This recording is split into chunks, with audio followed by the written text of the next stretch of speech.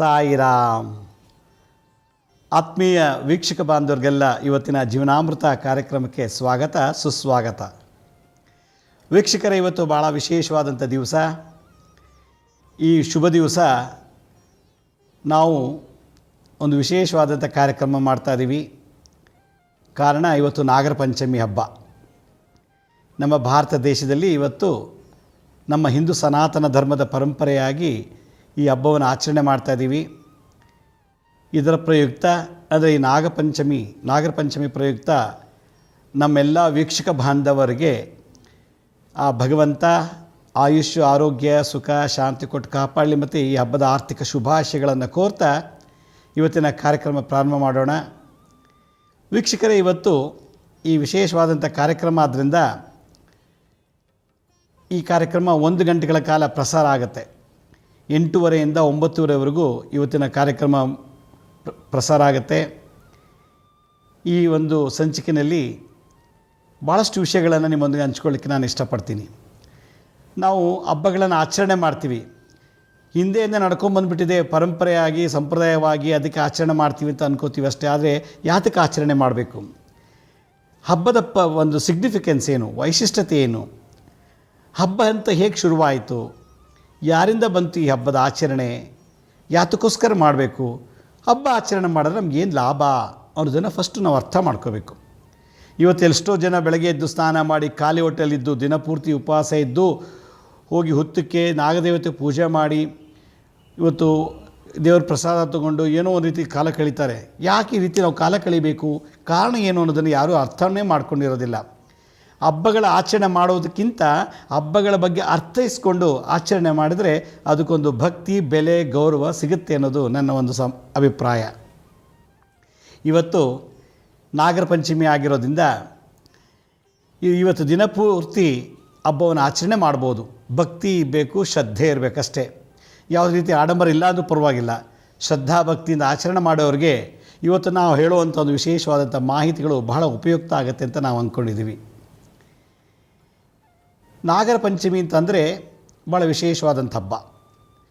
ಗಣಪತಿ ಹುಟ್ಟಿದ ದಿನ ಗಣಪತಿ ಹಬ್ಬ ಅಂತೀವಿ, ಗೌರಿ ಹಬ್ಬ ಆಚರಣೆ ಮಾಡ್ತೀವಿ, ಸಂಕ್ರಾಂತಿ ಹಬ್ಬ ಆಚರಣೆ ಮಾಡ್ತೀವಿ, ಯುಗಾದಿ ಹಬ್ಬ ಆಚರಣೆ ಮಾಡ್ತೀವಿ, ದೀಪಾವಳಿ, ನವರಾತ್ರಿ ಎಲ್ಲ ಆಚರಣೆ ಮಾಡ್ತೀವಿ.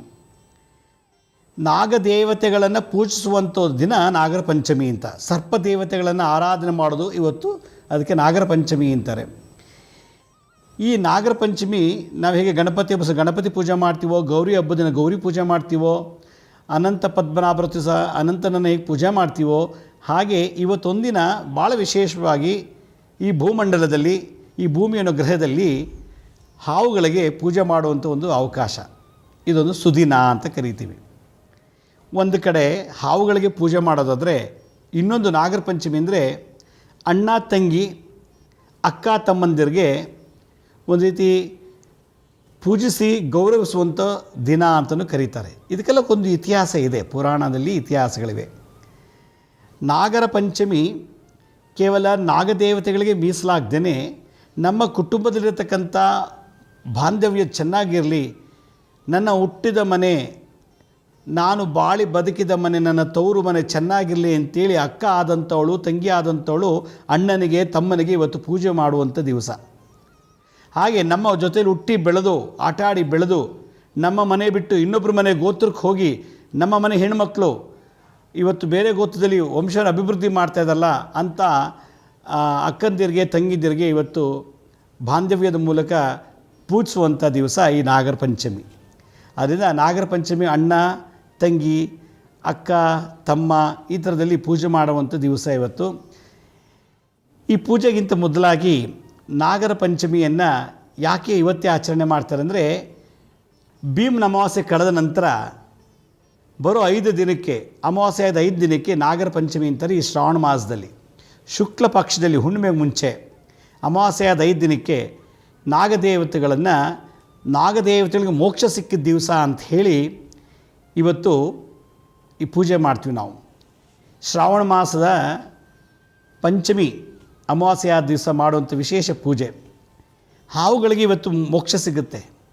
ಹೆಂಗೆ ಸಿಕ್ತು, ಯಾರು ಕೊಟ್ಟರು, ಹೇಗೆ ಸಿಕ್ತು ಅನ್ನೋದನ್ನು ನಾನು ಹೋಗ್ತಾ ತಿಳಿಸ್ಕೊಡ್ತೀನಿ.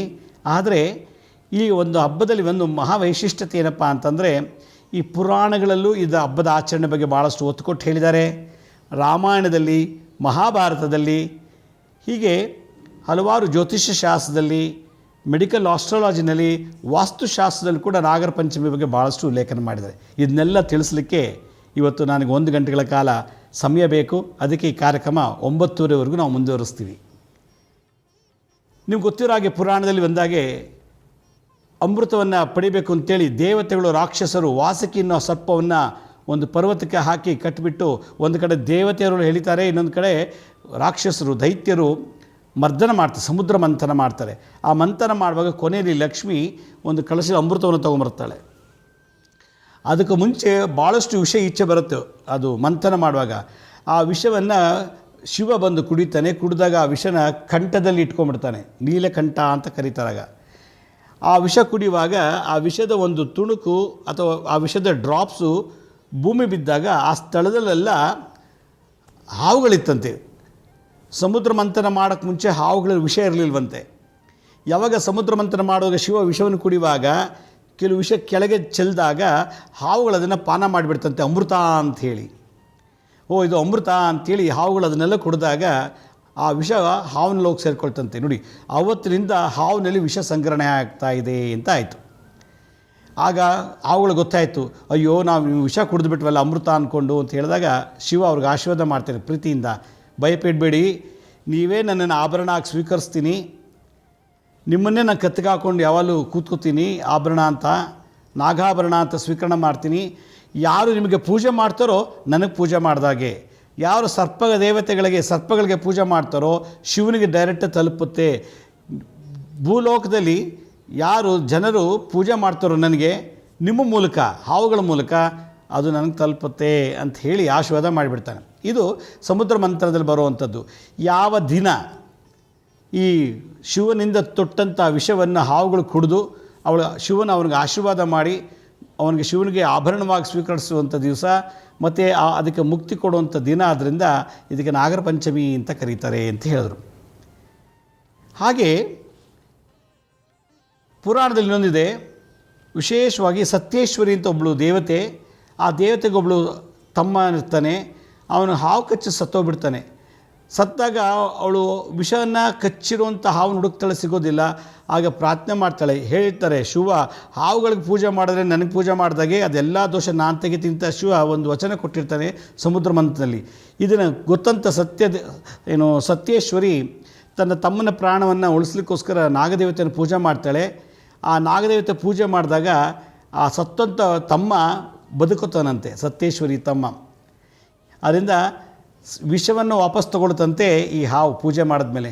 ಸತ್ತ ಜೀವಕ್ಕೆ ಮತ್ತೆ ಪ್ರಾಣ ಕೊಟ್ಟಂಥ ದಿವಸ ನಾಗರ ಪಂಚಮಿ ಅಂಥೇಳಿ ಪುರಾಣದಲ್ಲಿ ಸತ್ಯೇಶ್ವರಿ ಕಥೆಯಲ್ಲಿ ಬರುತ್ತೆ. ಇದು ಪುರಾಣಗಳು ಬರುವಂಥದ್ದು. ಈ ಮಹಾಭಾಗವತದಲ್ಲಿ ನೋಡಿದಾಗ ಶ್ರೀಕೃಷ್ಣ ಬಾಲ್ಯಾವಸ್ಥೆಯಲ್ಲಿದ್ದಾಗ, ಚಿಕ್ಕವನಾಗಿದ್ದಾಗ ಒಂದು ಚೆಂಡು ತೊಗೊಂಡು ಆಟ ಆಡ್ತಿರ್ತಾನೆ ಯಮುನಾ ನದಿ ದಡದಲ್ಲಿ. ಯಮುನಾ ನದಿ ಜೋರಾಗಿ ಹರಿತಾ ಇದೆ, ಬಹಳ ಜೋರಾಗಿ ಹರಿತಾ ಹೋಗ್ತಾ ಇದೆ. ಯಮುನಾ ನದಿ ದಡದಲ್ಲಿ ಕೃಷ್ಣ ಚೆಂಡು ತೊಗೊಂಡು ಆಟ ಆಡ್ತಿರ್ತಾನೆ. ಯಮುನಾ ನದಿ ಹರಿತಿರ್ಬೇಕಾದ್ರೆ ಆ ರಭಸಕ್ಕೆ ಒಂದು ಮರ ಏನಾಗಿರುತ್ತೆ, ನದಿಗೆ ಟಚ್ ಹಾಕೋಂಗೆ ಬೆಂಡಾಗಿಬಿಟ್ಟಿರ್ತದೆ. ದೊಡ್ಡ ಮರ ಇತ್ತು, ಅದು ರಭಸಕ್ಕೆ ನೀರಿನ ಹೊಡೆತಕ್ಕೆ ಬೆಂಡಾಗಿ ಇರುತ್ತೆ. ಅರ್ಧ ಮರ ನೀರಲ್ಲಿರುತ್ತೆ, ಅರ್ಧ ಮರ ಹೊರಗಿರುತ್ತೆ. ಇವನು ಕೃಷ್ಣ ಚೆಂಡು ಆಟ ಆಡ್ತಿರ್ಬೇಕಾದ್ರೆ ಆ ಚೆಂಡು ಏನಾಗುತ್ತೆ, ಆ ಮರಕ್ಕೆ ಹೋಗಿ ಸಿಕ್ಕಾಕೊಂಬಿಡುತ್ತೆ. ನೀರಲ್ಲಿ ಅರ್ಧ ಮುಳುಗಿರೋ ಮರಕ್ಕೆ ಆ ಕೊಂಬೆಲ್ಲಿ ಸಿಕ್ಕಾಕೊಂಬಿಡುತ್ತೆ. ಕೃಷ್ಣ ಅದನ್ನು ತಗೊಳ್ಳೋಕ್ಕೆ ಅಂತ ಹೋಗ್ತಾನೆ. ಯಮುನಾ ನದಿಯೊಳಗೆ ಇಳಿದಾಗ ಆ ದಡದಲ್ಲಿ ಆ ಮರದ ನೆರಳಲ್ಲೇ ಒಂದು ಕಾಳಿಂಗ ಸರ್ಪ ಮಲಗಿರುತ್ತೆ. ಯಾವಾಗ ಈ ಮುದ್ದಾದ ಹುಡುಗ ಬಂದ ತಕ್ಷಣ ನೋಡೋದು, ಅದು ಬಾಯಿ ತೆಗೆದು ನುಂಗಬೇಕು ಅಂತ ಹೋಗುತ್ತೆ. ಆಹಾರ ಇಲ್ಲದೆ ಭಾಳ ದಿವಸ ಕೂತಿರುತ್ತೆ ಅದು ಕಾಳಿಂಗ. ನುಂಗಬೇಕು ಅಂತ ಹೋದಾಗ ಕೃಷ್ಣ ಅದ್ರ ಜೊತೆಗೆ ಹೋರಾಟ ಮಾಡ್ತಾನೆ, ಫೈಟ್ ಮಾಡ್ತಾನೆ. ಅದಕ್ಕೆ ಸಿಕ್ಕಾಬಟ್ಟೆ ಬಡ್ದು ಮಾಡಿ ಅದ್ರ ಜೊತೆಗೆ ಹಿಂಸೆ ಕೊಡ್ತಾನೆ. ಕೊನೆಗೆ ಇದು ಸಾಧಾರಣವಾದ ಹುಡುಗ ಅಲ್ಲ, ಇವನ್ನ ತಿನ್ನೋಕ್ಕಾಗಲ್ಲ, ಕಚ್ಚಕ್ಕಾಗಲ್ಲ ಅಂಥೇಳಿ ಆ ಕಾಳಿಂಗ ಏನು ಮಾಡುತ್ತೆ, ಶರಣಾಗಿಬಿಡುತ್ತೆ. ಆಗ ಕೃಷ್ಣ ಹೇಳ್ತಾನೆ, ನಿನಗೆ ಭಾಳ ತೊಂದರೆ ಇದೆ ಜೀವನದಲ್ಲಿ, ಮತ್ತು ಈಗ ಈ ರೂಪ ತೊಗೊಂಡಿದ್ಯಾ, ಕಾಳಿಂಗ ಸರ್ಪವಾಗಿ ಹುಟ್ಟಿದ್ಯಾ, ಆದರೂ ಕೂಡ ಒಬ್ಬ ಮನುಷ್ಯನ ತಿನ್ನಬೇಕು ಅಂತ ದ್ವೇಷ ಇನ್ನೂ ಉಟ್ಕೊಂಡಿದೆಯಲ್ಲ ನಿನ್ನ ಮನಸ್ಸಲ್ಲಿ ಅಂಥೇಳಿ ಆಗ ಅವನ ಮೇಲೆ ಕಾಳಿಂಗ ಮರ್ದನ ಮಾಡಿ ಅವನಿಗೆ ಜ್ಞಾನೋದಯ ಕೊಟ್ಟು ಆ ಕಾಳಿಂಗನಿಗೆ ಮೋಕ್ಷ ಕೊಡ್ತಾನಂತೆ.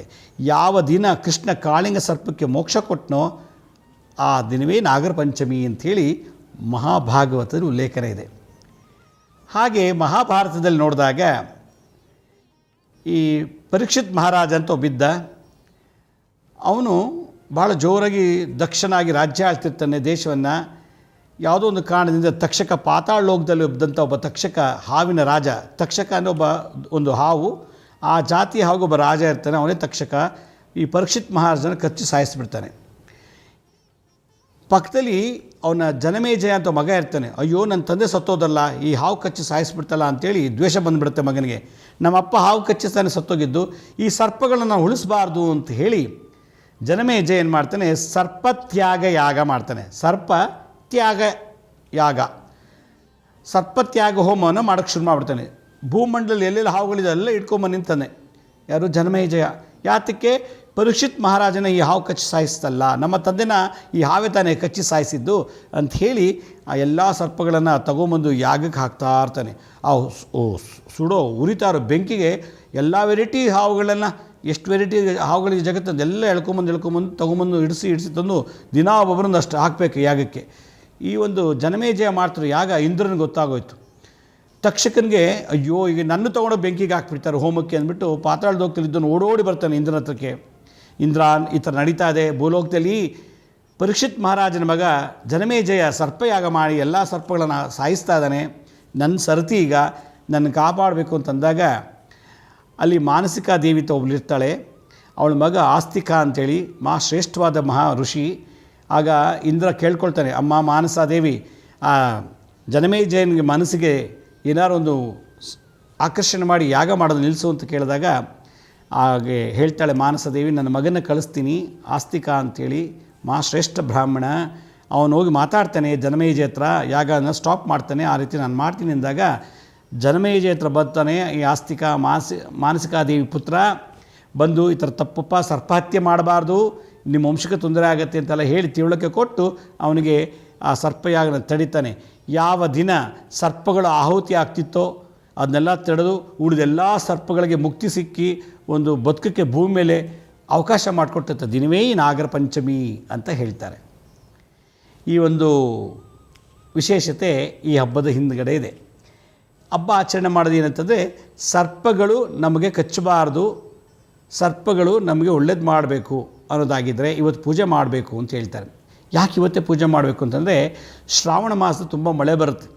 ಮಳೆ ಬಂದಾಗ ಧಾರಾಕಾರವಾಗಿ ಮಳೆ ಬರ್ತಾ ಇರುತ್ತೆ. ಆ ಹುತ್ತಕ್ಕೆ ಹೋಗಿ ನೀರು ತುಂಬ್ಕೊಂಡ್ಬಿಡುತ್ತೆ. ಹುತ್ತದೊಳಗಿದ್ದೆಲ್ಲ ಹಾವುಗಳು ಹೊರಗೆ ಬಂದುಬಿಡುತ್ತೆ. ಆ ಹಾವು ಹೊರಗೆ ಬಂದಾಗ ಏನು ಬೇಕಾದ್ರೆ ಕಚ್ಬೋದು, ಏನು ಬೇಕಾದ್ರೆ ತಿನ್ಬೋದು. ಅದಕ್ಕೆ ಹುತ್ತದಿಂದ ಹೊರಗೆ ಬರುವಾಗ ಮನುಷ್ಯರಿಗೆ ಕಚ್ಚಬಾರ್ದು, ನಾವು ಅವ್ರನ್ನ ಹೊಡೆದು ಸಾಯಿಸಬಾರ್ದು ಅಂಥೇಳಿ ಇವತ್ತು ಪೂಜನೀಯ ದೃಷ್ಟಿಯಿಂದ, ಭಕ್ತಿ ಗೌರವದಿಂದ, ಪ್ರೀತಿಯಿಂದ ಹೊರಗೆ ಬಂದಂಥ ಹಾವುಗಳಿಗೆ ಪೂಜೆ ಸಲ್ಲಿಸುವಂಥ ದಿನವೇ ನಾಗರ ಪಂಚಮಿ. ಅದರಿಂದ ಹುತ್ತದಲ್ಲಿ ವಾಸ ಮಾಡುತ್ತಾ ಇಲ್ಲ ಹಾವುಗಳು ಹೊರಗೆ ಬಂದುಬಿಟ್ಟಿರ್ತದೆ ಶ್ರಾವಣ ಮಾಸದಲ್ಲಿ ಹುಣ್ಣಿಮೆ ಅಮಾವಾಸ್ಯೆಯಾದ 5 ದಿನಕ್ಕೆ. ಆದ್ದರಿಂದ ಈ ಭೀಮನ ಅಮಾವಾಸ್ಯೆಯಾದ 5 ದಿನಕ್ಕೆ ಕಾಳಿಂಗ ಸರ್ಪಕ್ಕೆ ಮುಕ್ತಿ, ಜನಮೇಜ ಯಾಗ ಮಾಡಿದ್ದು ಸ್ಟಾಪ್ ಆಯಿತು. ಸತ್ಯೇಶ್ವರಿ ತಮ್ಮ ಸತ್ತೋಗಿದ್ದವನಿಗೆ ಜೀವ ಕೊಟ್ಟಿದ್ದು ನಾಗದೇವತೆಗಳು. ಮತ್ತು ಸಮುದ್ರ ಮಂಥನದಲ್ಲಿ ವಿಷ ಬಂದಾಗ ಹಾವುಗಳು ಕುಡಿದು ಶಿವನಿಂದ ಆಶೀರ್ವಾದ ಪಡೆದಂಥ ದಿನ ಈ ನಾಗರ ಪಂಚಮಿ ಅಂತ ಹೇಳಿ ಇವತ್ತು ಆಚರಣೆ ಮಾಡ್ತೀವಿ. ಇಲ್ಲಿ ಆಚರಣೆ ಬಹಳ ವಿಶೇಷ. ಇವತ್ತು ಪ್ರತಿಯೊಬ್ಬರು ಕೂಡ 100ರಲ್ಲಿ 99 ಜನಕ್ಕೆ ಕಾಳಸರ್ಪ ದೋಷ ಇರ್ತದೆ. ಯಾರಿಗೆ ಕಾಳಸರ್ಪ ದೋಷ, ಕುಕ್ಕೆ ಸುಬ್ರಹ್ಮಣ್ಯ, ಘಾಟಿ, ಪಳನಿ, ಕಾಳಹಸ್ತಿ, ನಾಗರಕೊಯ್ಲು ಹೀಗೆ ಸರ್ಪಕ್ಷೇತ್ರಗಳಿಗೆ ಹೋಗಿ ಪೂಜೆ ಮಾಡಿಸಿದ್ರು ಕೂಡ ಅವರಲ್ಲಿ ಸಾಲಬಾಧೆ, ರೋಗಬಾಧೆ, ಮದುವೆ ಆಗಲ್ಲ, ಮಕ್ಕಳಿರೋದಿಲ್ಲ, ಈ ಥರ ಗೋಳಿರ್ತದೆ. ಇವತ್ತು ತಾವೇ ಸ್ವತಃ ಈ ಒಂದು ದಿವಸ ಬೆಳಗ್ಗೆ ಎದ್ದು ಸ್ನಾನ ಮಾಡಿ ಭಕ್ತಿಯಿಂದ ಏನೂ ಕುಡಿಬಾರ್ದು, ಏನೂ ತಿನ್ನಬಾರ್ದು, ಖಾಲಿ ಹೊಟ್ಟೆನಲ್ಲಿ ಸರ್ಪದೇವತೆಗಳಿಗೆ ಯಾರು ಪೂಜೆ ಮಾಡ್ತಾರೋ, ನೀವು ಘಾಟಿ, ಪಳನಿ, ಕಾಳಹಸ್ತಿ ಎಲ್ಲೆಲ್ಲಿ ಹೋಗಿ ಸರ್ಪಕ್ಷೇತ್ರಗಳಿಗೆ ಏನು ಆಶ್ಲೇಷ ಬಲಿ, ಸರ್ಪ ಸಂಸ್ಕಾರ ಅಂತ ಏನೇನು ಮಾಡ್ತಿದ್ರೋ ಅದೆಲ್ಲಕ್ಕಿಂತಲೂ ವಿಶೇಷವಾಗಿ ನಿಮ್ಮ ಕೈಯಿಂದಲೇ ಇವತ್ತು ಪೂಜೆ ಮಾಡಿ ಅದನ್ನು ಪಡೆಯುವಂಥ ಫಲ ಈ ನಾಗರ ಪಂಚಮಿಯಲ್ಲಿ ಪ್ರಾಪ್ತಿಯಾಗುತ್ತೆ ಅಂಥೇಳಿ ಇದು ಜ್ಯೋತಿಷ್ಯ ಶಾಸ್ತ್ರ ಉಲ್ಲೇಖನ ಇದೆ. ಅದರಿಂದ ಒಂದೊಂದು ಹಬ್ಬಗಳು ಒಂದೊಂದು ವಿಶೇಷತೆ ಏನಂದರೆ, ಇಲ್ಲಿ ನಾವು ಹಾವುಗಳಿಗೆ ಇವತ್ತು ಪೂಜೆ ಮಾಡ್ತೋ, ಹಾವು ಬಿಟ್ಟು ಬೇರೆ ಯಾರೂ ಪೂಜೆ ಮಾಡೋಂಗಿಲ್ಲ. ಇವತ್ತು ಹಾವನ್ನೇ ಸ್ಮರಿಸಬೇಕು, ಹಾವಿಗೆ ಪೂಜೆ ಮಾಡಬೇಕು, ಸರ್ಪಗಳಿಗೆ ಪೂಜೆ ಮಾಡಬೇಕು. ಆದ್ದರಿಂದ ಈ ಭೂಮಿ ಕೆಳಗೆ ಪಾತಾಳ ಲೋಕ ಇದೆ. ಪಾತಾಳದಲ್ಲಿ ತಕ್ಷಕ ಆ ಸರ್ಪಗಳ ರಾಜ, ಆ ಸರ್ಪಗಳಿಗೂ ಒಬ್ಬ ಒಡೆಯ ಆ ರಾಜನನ್ನು ಇವತ್ತು ನಾವು ಮೇಲೆ ಬರ್ತಾನೆ 5ನೇ ದಿನಕ್ಕೆ, ಉಳುಮೆ ಅಮಾವಾಸ್ಯೆ ಆದ 5ನೇ ದಿನಕ್ಕೆ ಹೊರಗೆ ಬರ್ತಾನೆ. ಅವತ್ತು ಅವ್ನು ಬಂದಾಗ ನಾವೆಲ್ಲರೂ ಅವ್ನು ಪೂಜೆ ಮಾಡಿ ಅವನ ಆಶೀರ್ವಾದ ಪಡಿಬೇಕು ಅನ್ನೋದಕ್ಕೋಸ್ಕರ ಈ ನಾಗರ ಪಂಚಮಿಯನ್ನು ನಾವು ಮಾಡ್ತಾಯಿದ್ದೀವಿ. ಪಾತಾಳ ಲೋಕದಲ್ಲಿರುವ ತಕ್ಷಕನನ್ನು ಹೊರಗೆ ಬಂದಾಗ ಇವತ್ತು ನಾವು ಸ್ವಾಗತಿಸುವಂಥ ದಿನವೇ. ಅವನು ಯಾವ ರೂಪದಲ್ಲಾದ್ರೂ ಬರ್ಬೋದು. ಇವತ್ತು ಅವನು ಬರೋದೇ ಸರ್ಪ ರೂಪದಲ್ಲಿ. ಆ ಸರ್ಪದೇವತೆಗೆ ಇವತ್ತು ಆಚರಣೆ ಮಾಡೋದೇ ಒಂದು ವಿಶೇಷತೆ, ಆಧರಿಸಿ ಗೌರವಿಸೋದು. ಅದರಿಂದ ನಾಗರ ಪಂಚಮಿ ಈ ಒಂದು ವಿಶೇಷತೆಯನ್ನು ಪುರಾಣಗಳಲ್ಲಿ, ಮಹಾಭಾಗವತದಲ್ಲಿ, ಮಹಾಭಾರತದಲ್ಲಿ ಮತ್ತು ಜ್ಯೋತಿಷ್ಯ ಶಾಸ್ತ್ರದಲ್ಲಿ ಏನಿದೆ ಅನ್ನೋದನ್ನು ನಾನು ತಿಳಿಸ್ಕೊಟ್ಟಿದ್ದೀನಿ. ಇವತ್ತು ಶೇಷನಾಗ ಅಂತ ಒಂದು ಹಾವು, ಅದೊಂದು ಜಾತಿ ಹಾವು. ಅನಂತ, ಕಾರ್ಕೋಟಕ, ಕುಳಿಕ, ತಕ್ಷಕ, ವಿಷಧರ, ಶೇಷನಾಗ, ಶಂಖಪಾಲ, ಪದ್ಮ, ಪದ್ಮಪಾಲ ಅಂಥೇಳಿ ಈ ವಿಶೇಷವಾದಂಥ ಹಾವುಗಳಿವೆ. 12 ವೆರೈಟಿ ಹಾವುಗಳು ನಮ್ಮ ಜಗತ್ತಿನಲ್ಲಿರೋದು. ಹಾವು ಜಗತ್ತಿನಲ್ಲಿ ಯಾಕೆ ವಾಸ ಮಾಡ್ತಾರೆ ಅಂತಂದರೆ ಈ ಪ್ರಕೃತಿಯ ಶುದ್ಧೀಕರಣ ಮಾಡುತ್ತಂತೆ. ಗಾಳಿಲಿರತಕ್ಕಂಥ ಕಾರ್ಬನ್ ಡೈಆಕ್ಸೈಡನ್ನ ತೊಗೊಂಡು ತಾನು ವಿಷವನ್ನು ಸಂಗ್ರಹಣೆ ಮಾಡುತ್ತಂತೆ. ಪ್ರಕೃತಿಯ ವಿಷವನ್ನು ಹೇಳ್ಕೊಳ್ಳುತ್ತಂತೆ ಹಾವು, ತಾನು ಸ್ಟೋರ್ ಮಾಡುತ್ತಂತೆ. ಒಳ್ಳೆ ಗಾಳಿಯನ್ನು ಕೊಡುತ್ತೆ. ಅಂದರೆ ಹಾವು ಪ್ರಕೃತಿಯನ್ನು ಶುದ್ಧಿ ಮಾಡುತ್ತೆ, ಗಾಳಿಯನ್ನು ಶುದ್ಧಿ ಮಾಡುತ್ತೆ. ಎಂದು ಆಹಾರ ಪದಾರ್ಥಗಳಾಗಲಿ, ಗಿಡಗೆಡ್ಡೆಗಳಲ್ಲಾಗಲಿ, ನೀರಲ್ಲಾಗಲಿ, ಎಲ್ಲೇ ಆಗಲಿ ಎಲ್ಲಿ ವಿಷ ಇದೆಯೋ ಅದನ್ನು ಹೀರ್ಕೊಂಡು ಬದುಕುತ್ತಂತೆ. ಅದಕ್ಕೆ ವಿಷಪೂರಿತ ಸರ್ಪಜಂತು ಅಂತ ಕರೀತಾರೆ.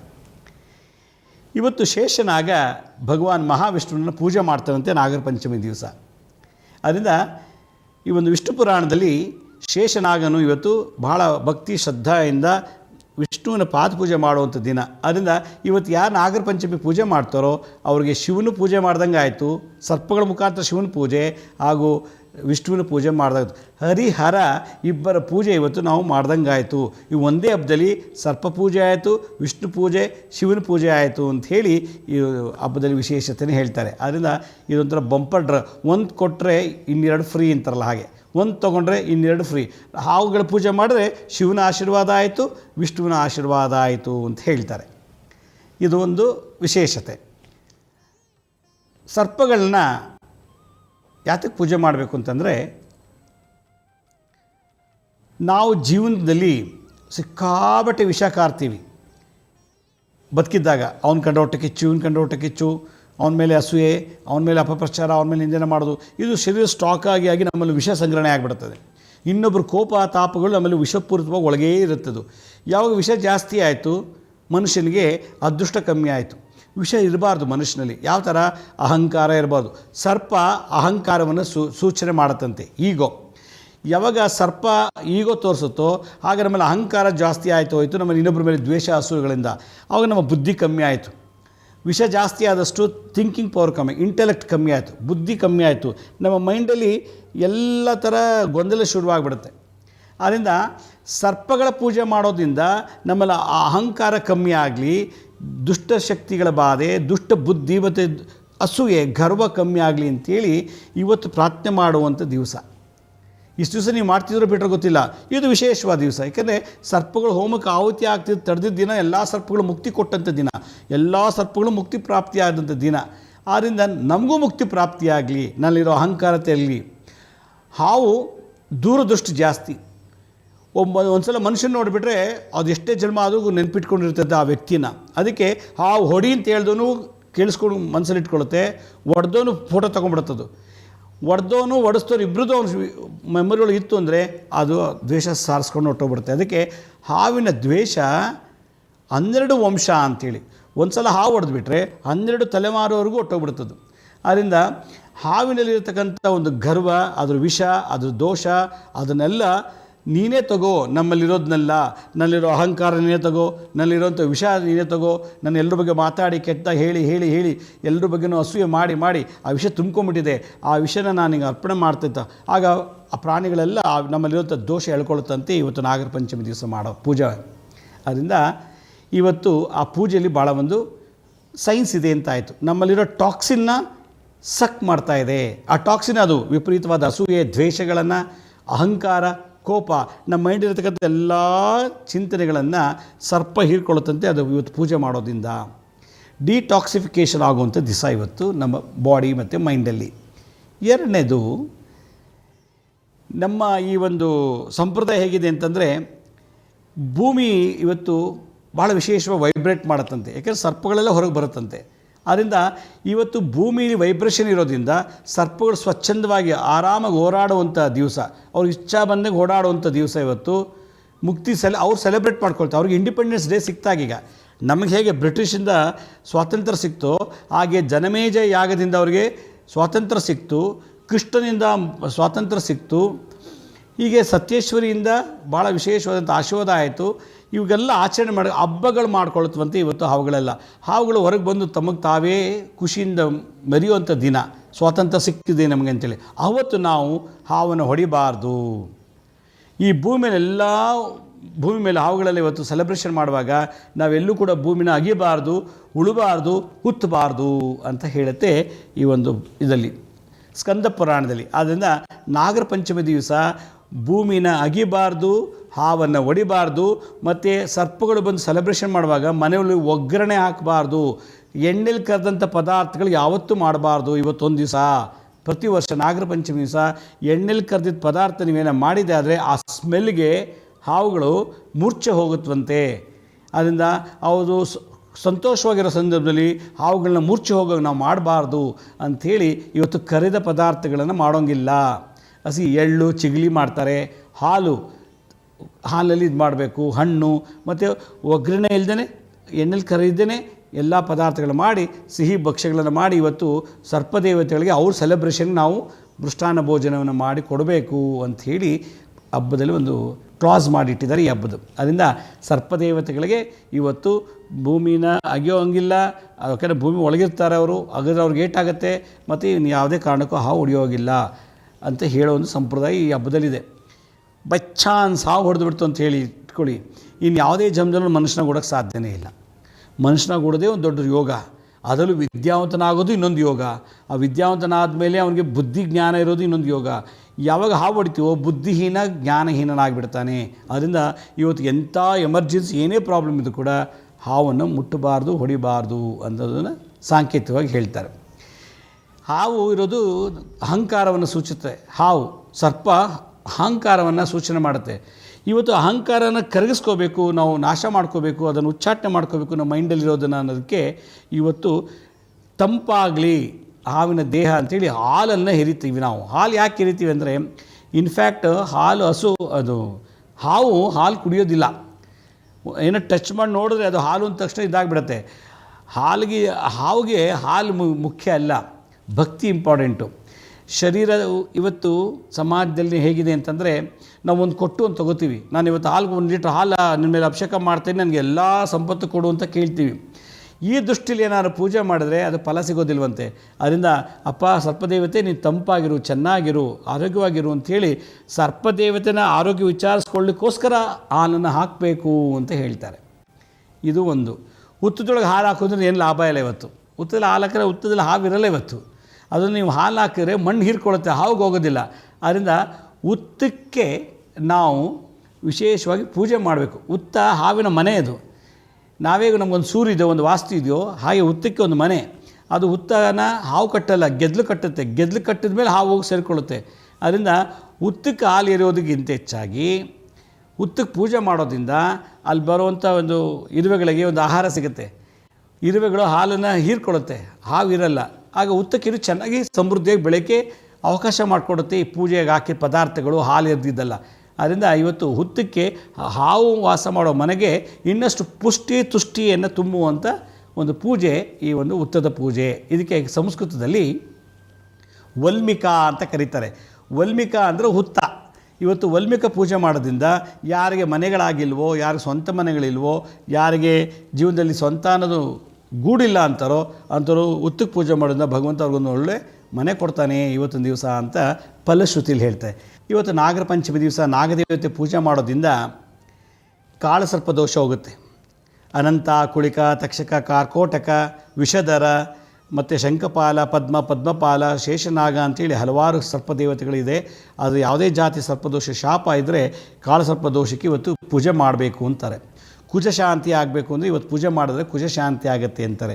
ನಮ್ಮ ಪೂರ್ವಿಕರು ಏನಾದ್ರು ಹಾವು ಹೊಡೆದುಬಿಟ್ಟಿದ್ರೆ ಅಥವಾ ಹಾವು ಸುಟ್ಟಾಕಿದರೆ, ಹುತ್ತನ ಹೊಡೆದಾಕ್ಬಿಟ್ಟಿದ್ರೆ, ನಿದ್ದೆ ಮಾಡ್ತಿರೋ ಹಾವನ್ನ ಬಡ್ದು ಎಬ್ಬಿಸ್ಬಿಟ್ಟಿದ್ರೆ, ಹಾವಿನ ಮೊಟ್ಟೆ ನಾಶ ಮಾಡಿದರೆ, ಆಮೇಲೆ ಒಂದು ಸ್ಥಳದಿಂದ ಇನ್ನೊಂದು ಸ್ಥಳಕ್ಕೆ ಓಡಿಸ್ಬಿಟ್ಟಿದ್ರೆ, ಸರ್ಪ ಅಂಡ ಧ್ವಂಸನ, ಸರ್ಪ ನಿದ್ರಾಭಂಗ ದೋಷ, ಸರ್ಪ ಅಂಡ ಧ್ವಂಸನ ದೋಷ, ವಲ್ಮಿಕಶ್ಛೇದನ, ಆಮೇಲೆ ನಿದ್ರಾಭಂಗ ದೋಷ, ಸರ್ಪಸ್ಥಳ ಉಚ್ಚಾಟನ, ಸರ್ಪವಧ, ಸರ್ಪ ಹಿಂಸ, ಸರ್ಪ ಹತ್ಯೆ, ಇದಿಷ್ಟು ಏನೋ ನಮ್ಮ ವಂಶದಲ್ಲಿ ಯಾರಾದ್ರು ಮಾಡಿದರೆ ಇವತ್ತು ನಾಗರ ಪಂಚಮಿ ದಿವಸ ಪೂಜೆ ಮಾಡಿಬಿಟ್ರೆ ಅದು ದೋಷ ಹೋಗುತ್ತೆ ಅಂತ ಹೇಳ್ತಾರೆ.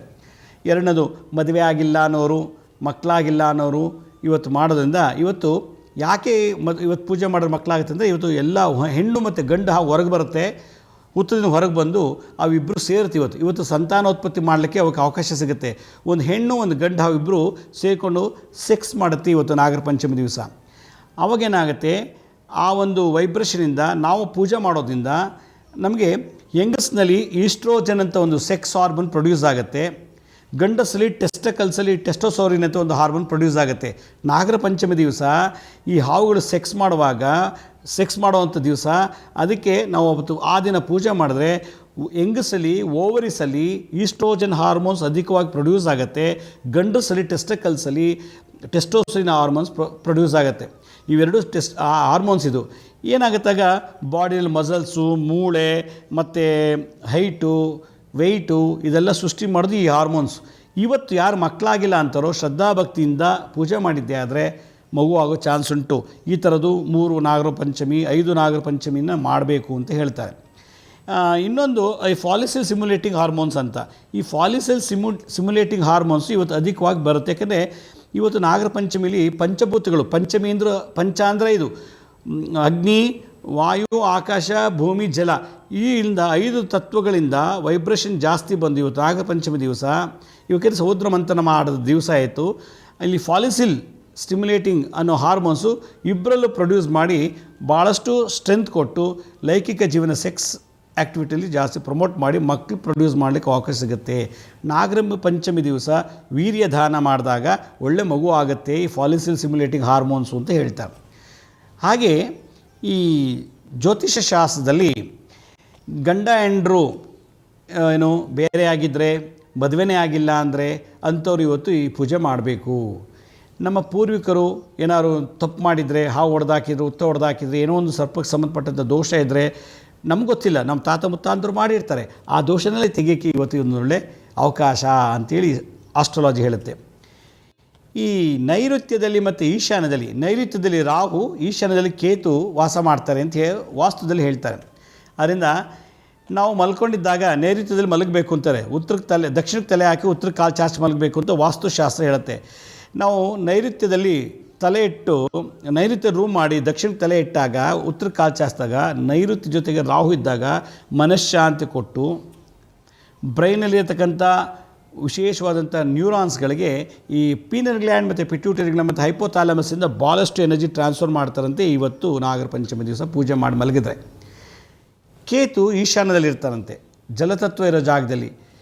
ಅವಾಗೇನಾಗುತ್ತೆ, ಈ ವೆರಿಕೋಸ್ ವೈನ್ ಅಂತ ಏನು ಹೇಳ್ತೀವೋ, ವೆರಿಕೋಸ್ ವೈನು, ಸೋರಿಯಾಸಿಸು, ಎನ್ಜಿಮಾ, ಇಸ್ಬು, ಗಜಕರ್ಣ, ಈ ಥರದ್ದೆಲ್ಲ ಕಾಯಿಲೆಗಳು ಇವತ್ತು ಈ ನಾಗದೇವತೆಗೆ ಪೂಜೆ ಮಾಡೋದ್ರಿಂದ ಅದು ರೋಗ ನಿವಾರಣೆ ಆಗುತ್ತಂತೆ. ಇವತ್ತು ಪೂಜೆ ಮಾಡಿದ್ರೆ ನಿಧಾನಕ್ಕೆ 1 ತಿಂಗಳು 2 ತಿಂಗಳು ವಾಸಿ ಆಗಿಬಿಡುತ್ತಂತೆ. ಅದ್ರ ಫಲ ಪ್ರಾಪ್ತಿಯಾಗೋಕ್ಕೆ ಕಡಪಕ್ಷ 3 ತಿಂಗಳು ಬೇಕು ಅಂತ ಹೇಳ್ತಾರೆ. ಹೀಗೆ ಶರೀರದಲ್ಲಿ ಸರ್ಪ ಸಂಬಂಧಿತ ಚರ್ಮವ್ಯಾಧಿ ರೋಗ, ವಿಷಚೂರ್ಣ ಪ್ರಯೋಗಾದಿ ದೋಷ, ಯಾರಿಗಾರು ಮದ್ದು ಹಾಕಿದರೆ ಊಟದಲ್ಲಿ ವಿಷ ಹಾಕ್ಬಿಟ್ಟಿದ್ರೆ ನಾವು ಆ ಕರ್ಮ ತಗೊಳ್ಬೇಕು ಅಂತಂದರೆ ವಾಪಸ್ ಅದನ್ನು ಝೀರೋ ಮಾಡ್ಕೋಬೇಕು, ಆ ಕರ್ಮ ನಾಶ ಆಗಬೇಕು ಅಂದರೆ ನಾಗರ ಪಂಚಮಿ ದಿವಸ ಪೂಜೆ ಮಾಡಿ ಪ್ರಾಶ್ಚಿತ್ಯ ಮಾಡ್ಕೋಬೇಕು ಅಂತ ಜ್ಯೋತಿಷ ಶಾಸ್ತ್ರ. ಮೆಡಿಕಲ್ ಆಸ್ಟ್ರಾಲಜಿ ಈ ರೀತಿ ಹೇಳ್ತು, ಜ್ಯೋತಿಷ ಶಾಸ್ತ್ರ ಹೇಳುತ್ತೆ ನಿಮ್ಮ ಮಕ್ಕಳಿಗೆ ಒಳ್ಳೇದಾಗಬೇಕು, ಅಣ್ಣ ತಂಗಿರು ಚೆನ್ನಾಗಿರಬೇಕು, ಅಕ್ಕ ತಮ್ಮಂದಿರು ಚೆನ್ನಾಗಿರಬೇಕು. ಅಣ್ಣ ತಂಗಿ, ಅಕ್ಕ ತಮ್ಮ ಇವತ್ತು ಅವರ ಹಬ್ಬ ಇದು. ಇವತ್ತು ಅವ್ರಿಗೆ ಬೆನ್ನಲ್ಲಿ ಉಜ್ಜಿ ಎಣ್ಣೆ ನೀರು ಹಾಕಿ ಬೆನ್ನುಜ್ಜಿ ಸ್ನಾನ ಮಾಡಿಸ್ತಾರೆ ಇವತ್ತು ಕೆಲವರು. ಆ ದಿನ ಅಂದರೆ ಇವತ್ತು ಬಾಂಧವ್ಯ ಚೆನ್ನಾಗಿರಬೇಕು, ಯಾವುದೇ ರೀತಿ ಗೊಂದಲ ಗಲಾಟೆಗಳಿರಬಾರ್ದು ನಮ್ಮಿಬ್ಬರು ಬಾಂಧವ್ಯದಲ್ಲಿ, ಅಣ್ಣ ತಂಗಿ ಅಕ್ಕ ತಮ್ಮಂದರಲ್ಲಿ ಅನ್ನೋದು ಇವತ್ತು. ಎರಡನೇದು, ಆ ಭಾತೃ ಭಗಿನಿ ದೋಷ ಇದ್ದರೆ ಇವತ್ತು ನಾಗರ ಪಂಚಮಿ ದಿವಸ ಪೂಜೆ ಮಾಡಿದ್ರೆ ಆ ದೋಷ ಹೋಗುತ್ತೆ ಅಂತ ಆಸ್ಟ್ರಾಲಜಿ ಹೇಳುತ್ತೆ, ಜ್ಯೋತಿಷ ಶಾಸ್ತ್ರ ಹೇಳುತ್ತೆ. ನಮ್ಮ ವಂಶದಲ್ಲಿ ಏನಾದರೂ ಸ್ತ್ರೀ ಶಾಪ ಪುರುಷ ಶಾಪ ಇದ್ದರೆ ಇವತ್ತು ಪೂಜೆ ಮಾಡಿದ್ರೆ ಹೋಗುತ್ತಂತೆ. ನಾಗರ ಪಂಚಮಿ ದಿವಸ ಯಾರು ಪೂಜೆ ಮಾಡ್ತಾರೋ ವ್ಯಾಪಾರದಲ್ಲಾಗಲಿ ವ್ಯವಹಾರದಲ್ಲೇ ಆಗಲಿ ಅಡೆತಡೆಗಳಿದ್ದರೆ ಸರ್ಪದೋಷದಿಂದ ಏಳಿಗೆ ಆಗೋದಿಲ್ಲ. ಆ ಥರದ್ದು ಇವತ್ತು ಸರ್ಪದೇವತೆ ಪೂಜೆ ಮಾಡಿ ಪ್ರಾರ್ಥನೆ ಮಾಡಿದ್ದೆ ಆದರೆ ನಿಮಗೆ ನೆಕ್ಸ್ಟ್ ನಾಗರ ಪಂಚಮಿವರೆಗೂ ಒಳ್ಳೆ ಸುಖ ಶಾಂತಿ ಎಲ್ಲ ಕೊಡುತ್ತೆ ಅಂತೇಳಿ ಜ್ಯೋತಿಷ್ಯ ಶಾಸ್ತ್ರ ಇವತ್ತು ಸರ್ಪದೋಷಕ್ಕೆ, ಕಾಳಸರ್ಪದೋಷಕ್ಕೆ, ಅಂಗಾರಕ ಗ್ರಹ ದೋಷಕ್ಕೆ, ಕುಜ ದೋಷಕ್ಕೆ ಇವತ್ತು ಭಾಳ ಮೀಸಲಾದಂಥ ದಿನ. ಅದಕ್ಕೆ ಇವತ್ತು ಸಂಜೆ ಒಳಗೆ ಸೂರ್ಯ ಮುಳುಗೋಷ್ಟೊಳಗೆ ನೀವು ಯಾವ ಬೇಕಾದ್ರೂ ಪೂಜೆ ಮಾಡಿ ಆನಂದ ಭಕ್ತಿಯಿಂದ ಪೂಜೆ ಮಾಡಿದ್ದೆ ಆದರೆ ಈ ಜ್ಯೋತಿಷ್ಯ ಶಾಸ್ತ್ರ ಹೇಳಿರೋ ಎಲ್ಲ ಪರಿಹಾರವೂ ಸಿಗುತ್ತೆ ಅನ್ನೋದು ಒಂದು.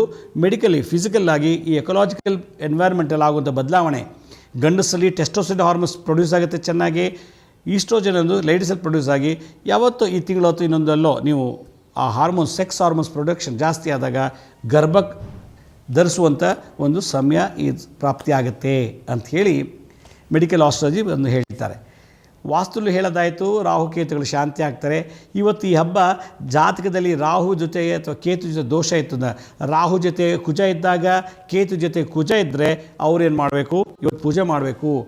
ಮೇಷ ಮತ್ತು ವೃಶ್ಚಿಕ ಲಗ್ನದಲ್ಲಿ ಹುಟ್ಟಿದ್ದರಂಥವ್ರು, ಮೇಷ ಲಗ್ನದಲ್ಲಿ, ವೃಶ್ಚಿಕ ಲಗ್ನದಲ್ಲಿ ಅಲ್ಲೇ ರಾಹು ಅಥವಾ ಕೇತು ಇತ್ತು ಅಂದರೆ, ಲಗ್ನದಲ್ಲೇ ರಾಹು ಅಥವಾ ಕೇತು ಇತ್ತು ಅಂದರೆ ನಾಗರ ಪಂಚಮಿ ದಿವಸ ಪೂಜೆ ಮಾಡಿದ್ದೆ ಆದರೆ ಅವರಿಗೆ ಸರ್ಪದೋಷ ನಿವಾರಣೆ ಆಗುತ್ತೆ ಅಂತ ಜ್ಯೋತಿಷ್ಯ ಶಾಸ್ತ್ರ ಹೇಳುತ್ತೆ. ಮಾರ್ಕಂಡೇಯ ಮುನಿಗಳು ಹೇಳ್ತಾರೆ.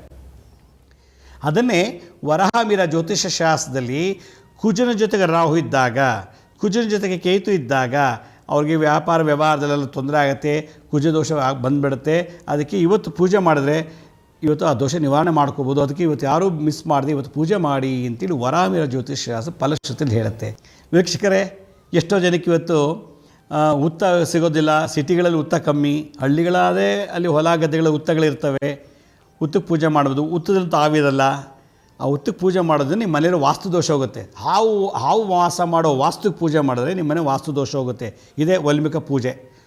ಹಾವುಗೆ ಕಲ್ಲು ಪ್ರತಿಷ್ಠಾಪನೆ ಮಾಡ್ತಾರೆ ಈ ಬೇವಿನ ಮರ, ಅರಳಿ ಮರದ ಕೆಳಗಡೆ, ಅಥವಾ ಎಲ್ಲೋ ಒಂದು ಕಡೆ ನಾಗರ ಕಲ್ಲನ್ನು ಪ್ರತಿಷ್ಠಾಪನೆ ಮಾಡಿರ್ತಾರೆ. ನಿಜವಾದ ಹಾವು ಮುಟ್ಟಕ್ಕೆ ಭಯ ಮಾಡೋಕ್ಕಾಗಲ್ಲ. ಅದಕ್ಕೆ ಆ ನಾಗದೇವತೆಗಳಿಗೆ ಪ್ರಾಣ ಪ್ರತಿಷ್ಠಾಪನೆ ಮಾಡಿರ್ತಾರೆ ಆ ಕಲ್ಲುಗಳಿಗೆ. ಅಲ್ಲೋಗಿ ನೀವು ಪೂಜೆ ಮಾಡಿ ಹಾಲೆರೆದು ನಿಮಗೆ ಯಥಾಶಕ್ತಿ ಏನು ಬೇಕೋ ಅದು ಪೂಜೆ ಮಾಡಿಬಿಟ್ಟು ಇವತ್ತು ಮನೆಗೆ ಬಂದು ಜಪ ಮಾಡಿ ಮುದ್ರಧಾರಣೆ ಮಾಡ್ತಾ. ಯಾಕೆಂದರೆ ಇವತ್ತೊಂದಿನ ಆದರೂ ಇವತ್ತು ಸರ್ಪಗಳಿಗೆ ಹಬ್ಬ, ಅವ್ರಿಗೆ ಹಬ್ಬ, ಅದು ನಾವು ಅವ್ರ ಹೆಸರುಕೊಂಡು ಪೂಜೆ ಮಾಡ್ತಾಯಿದ್ದೀವಿ. ಅದರಿಂದ ಸರ್ಪಗಳ ಹಬ್ಬ ಆದ್ದರಿಂದ ನಮ್ಮಲ್ಲಿರ್ತಕ್ಕಂಥ ಎಲ್ಲ ಥರ ಸರ್ಪಶಾಪಗಳು, ಸ್ತ್ರೀ ಶಾಪ ಮತ್ತು ಬ್ಲ್ಯಾಕ್ ಮ್ಯಾಜಿಕ್ ಆಗಿದ್ದರೆ, ಬ್ಲ್ಯಾಕ್ ಮ್ಯಾಜಿಕ್ ಮಾಡಿಬಿಟ್ಟಿರ್ತಾರೆ ಯಾರೋ, ಅದನ್ನೆಲ್ಲ ಇವತ್ತು ಸರ್ಪಗಳ ಮುಂದೆ ಪ್ರಾರ್ಥನೆ ಮಾಡ್ಕೊಂಡಿದ್ದೆ ಆದರೆ ಬ್ಲ್ಯಾಕ್ ಮ್ಯಾಜಿಕ್ ರಿಮೂವ್ ಮಾಡ್ಬೋದು. ರಾಹುಕೇತುಕ್ಕೆ ಶಾಂತಿ ಆಗುತ್ತೆ. ಆಮೇಲೆ ನಮ್ಮ ಪೂರ್ವಜನ್ಮದಲ್ಲಿ ಆಮೇಲೆ ಏನೇನೋ ಶಾಪಗಳು ತೊಗೊಂಬಂದಿರ್ತೀವಿ, ಸರ್ಪ ಸಂಬಂಧ ಶಾಪಗಳು, ಎಮೋಷನ್ಸ್ ಎಲ್ಲ ಏನೋ ಮಾಡಿಬಿಟ್ಟಿರ್ತೀವಿ ಅಹಂಕಾರ ಕೋಪದಿಂದ ಭಾಳ. ಆಮೇಲೆ ವಂಶ ಪಾರಂಪರ್ಯ ನಮ್ಮ ಸರ್ಪ ದೋಷ ಇರುತ್ತೆ, ಸರ್ಪಕ್ಕೆ ಸಂಬಂಧಪಟ್ಟ ರೋಗಗಳು ಇವೆಲ್ಲ ನಿವಾರಣೆ ಮಾಡ್ಕೊಳ್ಳೋಕ್ಕೆ ಒಂದು ಮುದ್ರೆ. ಈಗ ನಾಗರಕಲ್ಲು ಹತ್ರ ಹೋಗಿ ನಮಗೆ ಹಾಲು ಎರೆಯೋಕ್ಕಾಗಲಿಲ್ಲ, ನಮ್ಮೂರಲ್ಲಿ ಎಲ್ಲೂ ನಾಗರಕಲ್ಲಿಲ್ಲ, ಈಗ ಬೆಂಗಳೂರಲ್ಲಿ ಇಲ್ಲ. ಏನು ಮಾಡೋದು, ನೀವೇ ನಾಗದೇವತೆ ಪ್ರತಿಷ್ಠಾಪನೆ ಮಾಡೋದು. ಹೆಂಗೆ ನೋಡಿ, ಇದಕ್ಕೆ ಪತಾಕ ಹಸ್ತ ಅಂತಾರೆ. ಈ ಪತಾಕ ಹಸ್ತನ ಹಿಂಗೆ ಅರ್ಧ ಬೆಂಡ್ ಮಾಡಿದ್ರೆ ಕುಂಚಿತ ಪತಾಕ, ಅಥವಾ ಅದಕ್ಕೆ ಸರ್ಪಶಿರ ಅಂತ, ಹೀಗೆ ಹಾವಿನ ಹೆಡೆ ಥರ ಒಂದಕ್ಕೊಂದು ಕ್ರಾಸ್ ಮಾಡೋದು. ಹೀಗೆ ಈ ರೀತಿ ಕ್ರಾಸ್ ಮಾಡ್ಕೊಂಬಿಟ್ಟು ಹೀಗೆ ಪೂರ್ವಕ್ಕೆ ಮುಖ ಮಾಡಿಕೊಂಡು ಎರಡು ಜೋಡಿ ಹಾವಿದು, ಒಂದು ಹೆಣ್ಣು ಒಂದು ಗಂಡು ಅಂತ ಅರ್ಥ ಮಾಡ್ಕೋಬೇಕು. ನನಗೆ ಹುತ್ತ ಸಿಕ್ಕಲಿಲ್ಲ ಮತ್ತು ನಾಗರಕಲ್ಲು ಸಿಕ್ಕಲಿಲ್ಲ, ನಿಮ್ಮ ಮನಸ್ಸಿನಲ್ಲಿ ಇದನ್ನು ಮುದ್ರಧಾರಣೆ ಮಾಡ್ಕೊಂಡು ಭಾವನೆ ಇಟ್ಕೊಂಡ್ಬಿಟ್ರೆ ಇದೇ ಸರ್ಪದೇವತೆಯಲ್ಲಿ ಕಲ್ಲಾಗ್ಬಿಡುತ್ತೆ. ಅಂದರೆ ಕಲ್ಲಿಗೆ ಸಿಕ್ಕಲಿವ, ನಿಮ್ಮ ನಾಗರಕಲ್ಲು ಎಲ್ಲೂ ಸಿಕ್ತಿಲ್ಲ ನಿಮ್ಮ ಏರಿಯಾದಲ್ಲಿ, ಮನೆಯಲ್ಲೇ ಕೂತ್ಕೊಂಡು ದೇವ್ರ ಮುಂದೆ ಕೂತ್ಕೊಂಡು ಪೂಜೆ ಆದಮೇಲೆ ಈ ಮುದ್ರಧಾರಣೆ ಮಾಡಿ ಉತ್ತರಕ್ಕೆ ಮುಖ ಮಾಡಿಕೊಂಡು ಓಂ ನಮೋ ಭಗವತೆ ಕಾಮರೂಪಿಣಿ ಮಹಾಬಲಾಯ ನಾಗಾಧಿಪತಯೇ ಅನಂತಾಯ ನಮಃ. ಓಂ ನಮೋ ಭಗವತೆ ಕಾಮರೂಪಿಣಿ ಮಹಾಬಲಾಯ ನಾಗಾಧಿಪತಯೇ ಅನಂತಾಯ ನಮಃ. ಓಂ ನಮೋ ಭಗವತೆ ಕಾಮರೂಪಿಣಿ ಮಹಾಬಲಾಯ ನಾಗಾಧಿಪತಯೇ ಅನಂತಾಯ ನಮಃ. ಓಂ ನಮೋ ಭಗವತೆ ಕಾಮರೂಪಿಣಿ ಮಹಾಬಲಾಯ ನಾಗಾಧಿಪತಯೇ ಅನಂತಾಯ ನಮಃ. ಓಂ ನಮೋ ಭಗವತೆ ಕಾಮರೂಪಿಣಿ ಮಹಾಬಲಾಯ ನಾಗಾಧಿಪತಯೇ ಅನಂತಾಯ ನಮಃ. ಓಂ ನಮೋ ಭಗವತೆ ಕಾಮರೂಪಿಣಿ ಮಹಾಬಲಾಯ ನಾಗಾಧಿಪತಯೇ ಅನಂತಾಯ ನಮಃ ಅನ್ನೋ ಮಂತ್ರನ ಒಂದು ಅರ್ಧ ಗಂಟೆ ಹೇಳಿದ್ರೆ 100 ಎಂಟ್ಸ್ಗಿಂತಲೂ ಹೆಚ್ಚಾಗ್ಬಿಡುತ್ತೆ. ಆಗ ಹುತ್ತಕ್ಕೆ ಹೋಗಿ ಪೂಜೆ ಮಾಡೋಕ್ಕಾಗಿಲ್ಲ ಅಂದವರು, ಹಾಲು ಎರೆಯೋಕ್ಕಾಗಿಲ್ಲ ನಾಗದೇವತೆಗಳ ಮೇಲೆ ಅಂದಾಗ ಅನ್ನೋರು, ನಮಗೆಲ್ಲೂ ಹೋಗೋಕ್ಕಾಗ್ತಿಲ್ಲ ಅಂದರೆ ನಿಮ್ಮ ಮನೆಯಲ್ಲೇ ಕೂತ್ಕೊಂಡು ದೇವ್ರ ಮುಂದೆ ದೀಪ ಹಚ್ಬಿಟ್ಟು ಈ ಮುದ್ರಧಾರಣೆ ಮಾಡಿದ್ರೆ ಮತ್ತು ಈ ಮಂತ್ರ ಹೇಳಿದ್ರೆ ಉತ್ತ ಪೂಜೆ ಮತ್ತು ಹಾಲಿರೋದು ಏನು ಪೂಜೆ ಮಾಡ್ತಾರೋ ಅದು ಹತ್ತರಷ್ಟು ಪುಣ್ಯ ಬರುತ್ತೆ, ಪೂಜಾ ಫಲ ಪ್ರಾಪ್ತಿ ಆಗುತ್ತೆ ಈ ಮುದ್ರಾ. ಯಾಕೆಂದರೆ ದೇಹವೇ ದೇವಾಲಯ, ಗೊತ್ತಾಯ್ತಾ. ಈ ಅಂಗಗಳಿಂದ ಒಂದೊಂದು ದೇವತೆಗಳನ್ನು ಸೃಷ್ಟಿ ಮಾಡಿರೋದ್ರಿಂದ ಇಲ್ಲಿ ಸರ್ಪದೇವತೆಗಳನ್ನು ಸ್ವಸ್ತಿಕ ನಾಗಮುದ್ರಾ ಅಂತ ಇದಕ್ಕೆ ನಾಗಬಂಧ ಅಂತ ಕರೀತಾರೆ. ಈ ನಾಗಬಂಧ ಮುದ್ರೆಯನ್ನು ಧಾರಣೆ ಮಾಡಿ ಆನಂದವಾಗಿ ಮಂತ್ರ ಜಪ ಮಾಡ್ತಾರೆ. ಇದು ಮುದ್ರಾ ಮತ್ತು ಮಂತ್ರ. ಇದು ಹಾರ್ಡ್ವೇರು, ಫಿಸಿಯೋಥೆರಪಿ, ಸೌಂಡ್ ಥೆರಪಿ, ಮಂತ್ರ. ತಂತ್ರ ಏನು, ಇವತ್ತು ಅಕ್ಕ ತಮ್ಮ ಇತ್ತು ಅಂದರೆ ಅಥವಾ ಅಣ್ಣ ತಂಗಿ ಇತ್ತು ಅಂದರೆ ಇವತ್ತು ಬೆನ್ನಿಗೆ ಎಣ್ಣೆ ಹಚ್ಚಿಸ್ಕೊಂಡು ಸ್ನಾನ ಮಾಡಿಸ್ಕೋಬೇಕು ಅಕ್ಕನ ಅಥವಾ ತಂಗಿಯಿಂದ. ಅಣ್ಣಂಗೆ ಆಗಲಿ ತಮ್ಮನಿಗಾಗಲಿ ಅಕ್ಕ ತಂಗಿರು ಏನು ಮಾಡಬೇಕು, ಬೆನ್ನಿಗೆ ಎಣ್ಣೆ ಹಚ್ಚಿಬಿಟ್ಟು ಇವತ್ತು ಸ್ನಾನ ಮಾಡಿಸ್ಬೇಕು. ಇದು ಒಂದು ತಂತ್ರ. ಆಗ ಅವನಿಗೆ ಆಯುಷ್ ಆಗುತ್ತೆ. ಯಾಕೆಂದರೆ ಸತ್ಯೇಶ್ವರಿ ತಮ್ಮನ್ನು ಬದುಕಿಸ್ಲಿಕ್ಕೋಸ್ಕರ ನಾಗದೇವತೆ ಪೂಜೆ ಮಾಡಿ ಸತ್ತಂಥ ತಮ್ಮನ್ನು ಬದುಕಿಸ್ಕೊಂಡಂಥ ದಿನ. ಅದಕ್ಕೆ ಇವತ್ತು ಸತ್ಯೇಶ್ವರಿ ತಮ್ಮನ ಪೂಜೆ ಮಾಡಿರೋದ್ರಿಂದ ಇಲ್ಲಿ ಅಕ್ಕ ತಮ್ಮ ಅಣ್ಣ ತಂಗಿಯರಿಗೆ ಪೂಜೆ ಆಗಬೇಕು ಅಂತ ಒಂದು ಪದ್ಧತಿ ಬಂದುಬಿಟ್ಟಿದೆ ಯುಗದಿಂದನೂ. ಎರಡನೇದು ತಂತ್ರ ಏನಂದರೆ, ಒಂದು ಲೋಟ ಹಾಲು, ಅದಕ್ಕೊಂದು ಸ್ವಲ್ಪ ತುಪ್ಪ, ಅದಕ್ಕೊಂದು ಸ್ವಲ್ಪ ಜೇನುತುಪ್ಪ, ಶುದ್ಧ ಜೇನುತುಪ್ಪ, ಸಕ್ಕರೆ ಹಾಕಬಾರ್ದು. ಅದನ್ನು ಕೈಲಿ ಇಟ್ಕೊಂಡು ನಾಗದೇವತೆಯನ್ನು ಪ್ರಾರ್ಥನೆ ಮಾಡಬೇಕು. ಓಂ ನಮೋ ಭಗವತೆ ಕಾಮರೂಪಿಣಿ ಮಹಾಬಲಾಯ ನಾಗಾಧಿಪತಯನಂತಾಯ ನಮಃ. ಓಂ ನಮೋ ಭಗವತೆ ಕಾಮರೂಪಿಣಿ ಮಹಾಬಲಾಯ ನಾಗಾಧಿಪತಯೇ ಅನಂತಾಯ ನಮಃ. ಓಂ ನಮೋ ಭಗವತೆ ಕಾಮರೂಪಿಣಿ ಮಹಾಬಲಾಯ ನಾಗಾಧಿಪತಯೇ ಅನಂತಾಯ ನಮಃ ಅಂಥೇಳಿ ಒಂದು ಲೋಟದಲ್ಲಿ ಹಾಲು, ತುಪ್ಪ, ಜೇನುತುಪ್ಪ 3 ಮಿಕ್ಸ್ ಮಾಡಿ ಮಂತ್ರ ಜಪ ಅದಕ್ಕೆ ಅಭಿಮಂತ್ರಿಸಿ ಮನೆ ಮಂದಿಯವರೆಲ್ಲರೂ ಕುಡ್ದಿದ್ದೇ ಆದರೆ ವಿಷ ಇದ್ದರೆ ದೇಹದಲ್ಲಿ ಟಾಕ್ಸಿನ್ ಇದ್ದರೆ ಮತ್ತು ಮದ್ದುಗಿದ್ದು ಹಾಕಿದರೆ ಬೇರೆಯವ್ರು ನಮಗೆ ಇವತ್ತು ಪವರ್ ಅಷ್ಟಿದೆ ಈ ದಿನ, ಇವತ್ತಿನ ವೈಬ್ರೇಷನ್, ಆ ವೈಬ್ರೇಷನ್ ಈ ಮಂತ್ರ ಪಠನೆ ಆಗಿರಬೇಕು. ಮಾಡಿ ಇವತ್ತು ಸೂರ್ಯ ಮುಳುಗೋಷ್ಟರೊಳಗೆ ಇದನ್ನು ನೀವು ಜಪ ಮಾಡಿ ಮನೆ ಮಂದಿರೆಲ್ಲ ಕುಡೀರಿ. ಹಾಲು, ತುಪ್ಪ, ಜೇನುತುಪ್ಪ ಭಾಳ ಒಳ್ಳೆಯದು. ಇದು ತಂತ್ರ, ಸ್ವಯಂ ತಂತ್ರ ಪ್ರಯೋಗ. ಕ್ಷೀರ ಮಧು ಆಜ್ಯ. ಕ್ಷೀರ ಅಂದರೆ ಹಾಲು, ತುಪ್ಪ, ಆಜ್ಯ ಅಂದರೆ ತುಪ್ಪ, ಮಧು ಅಂದರೆ ಜೇನುತುಪ್ಪ. ಈ 3 ಹಾಕಿ ಕೊಟ್ಟರೆ ಆಯುಷ್ ವೃದ್ಧಿ ಆಗುತ್ತೆ, ಆರೋಗ್ಯ ವೃದ್ಧಿ ಆಗುತ್ತೆ, ಶಾಪ ವಿಮೋಚನೆ ಆಗುತ್ತೆ. ಹಾಲು ಮನಸ್ಸನ್ನು ಶುದ್ಧಿ ಮಾಡುತ್ತೆ, ಅಹಂಕಾರ ತೆಗೆಯುತ್ತೆ. ಜೇನುತುಪ್ಪ ಶರೀರದಕ್ಕಂಥ ರೋಗ ಬಾಧೆನೆಲ್ಲ ತೆಗೆಯುತ್ತೆ. ತುಪ್ಪ ಆಯುಷನ್ನು ವೃದ್ಧಿ ಮಾಡುತ್ತೆ. ಮೂಳೆಗಳು, ಮಾಂಸಗಳಿಗೆ, ನರಗಳಿಗೆಲ್ಲ ಶಕ್ತಿ ಕೊಟ್ಟು ಆಯುಷನ್ನು ಜಾಸ್ತಿ ಮಾಡುತ್ತೆ. ಬಾಡಿ ಎಫಿಷಿಯನ್ಸಿನ ಇನ್ಕ್ರೀಸ್ ಮಾಡುತ್ತೆ. ಆದ್ದರಿಂದ ಸರ್ಪಗಳ ಹೆಸರು ಹೇಳ್ಕೊಂಡು ಸರ್ಪದೇವತೆಯ ವೈಬ್ರೇಷನ್ನ ಮಂತ್ರಗಳ ಮೂಲಕ ಅದಕ್ಕೆ ಅರ್ಪಣೆ ಮಾಡಿ ಇಟ್ಕೊಂಡು ನೀವು ಮಂತ್ರ ಹೇಳ್ತೀರಾ. ಆ ಹಾಲು, ತುಪ್ಪ, ಜೇನು ಎಲ್ಲರೂ 3 ಸರ್ಪದೇವತೆಗಳು ನೈವೇದ್ಯ ಮಾಡಿದಾಗೆ ನೀವು ಇಟ್ಕೊಂಡು ಕೂತ್ಕೊಂಡು ಮಾಡಿದ್ರೆ ಅದು ಸರ್ಪದೇವತೆ ನೈವೇದ್ಯ ಆಗ್ತಿದೆ ಅಂತ. ಸರ್ಪಗಳ ರಾಜ ಅನಂತ ಕಾಳ ಅಂತೇಳಿ, ಅನಂತ ಅಂತ ಒಂದು ದೊಡ್ಡ ಸರ್ಪ. ಆ ಸರ್ಪದ ಮೇಲೆ ಭಗವಾನ್ ಮಹಾವಿಷ್ಣು ಮಲಗಿದ್ದಾನೆ. ಅದಕ್ಕೆ ಅವನಿಗೆ ಅನಂತ ಪದ್ಮನಾಭ ಅಂತ ಕರೆದ್ರು. ಇಡೀ ಸರ್ಪಗಳಿಗೆ ಲೀಡರು, ಇಡೀ ಸರ್ಪಗಳಿಗೆ ದೊಡ್ಡ ಪ್ರೆಸಿಡೆಂಟ್ ಯಾರಪ್ಪ ಅಂದರೆ ಅನಂತ ಸರ್ಪ ಅಂಥೇಳಿ.